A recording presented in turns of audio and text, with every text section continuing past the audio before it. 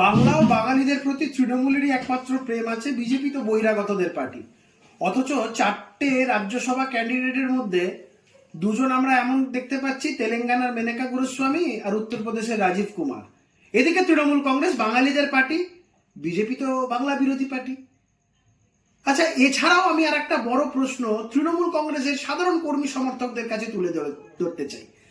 যারা তৃণমূল কংগ্রেসের জন্মলগ্ন থেকে দিনের পর দিন পার্টির জন্য ঘাম রক্ত ঝরালেন, তারা এই তালিকাটার দিকে একবার তাকিয়ে দেখুন তো। তৃণমূল কংগ্রেসের আসল দিনের পর দিন যারা লড়াই করেছেন, পার্টির জন্য রক্ত দিয়েছেন, ঘাম দিয়েছেন, তাদের মধ্যে কাউকে দেখতে পাচ্ছেন কিনা? কাকে দেখতে পাচ্ছেন? ভারতীয় জনতা পার্টির প্রাক্তন নেতা বাবুল সুপ্রিয়। কাকে দেখতে পাচ্ছেন? সিনেমা জগতের একজন বিশিষ্ট অভিনেত্রী কোয়েল মল্লিককে দেখতে পাচ্ছেন। কাকে দেখতে পাচ্ছেন? সুপ্রিম কোর্টের একজন প্রখ্যাত আইনজীবী, আমি সেই জায়গায় কিছু ছোট করব না তাকে, একজন প্রখ্যাত আইনজীবী, তেলেঙ্গানা রাজ্যের বাসিন্দা মেনকা গুরুস্বামী।